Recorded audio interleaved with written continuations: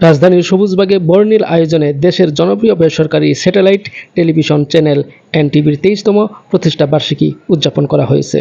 রবিবার রাতে সবুজবাগের শহীদ আলাউদ্দিন পার্কের হলরুমে আয়োজিত এ অনুষ্ঠানে কেক কাটার মধ্য দিয়ে দিনটি উদযাপন করে এনটিভির দর্শক ফোরাম।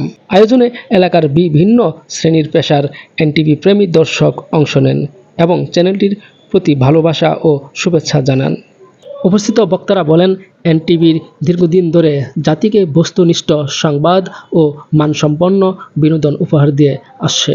ভবিষ্যতেও এই ধারাবাহিকতা বজায় থাকবে বলে তারা আশা প্রকাশ করেন। অনুষ্ঠানে সবুজবাগ থানা স্বেচ্ছাসেবক দলের নেতাকর্মীরাও অংশ নেন।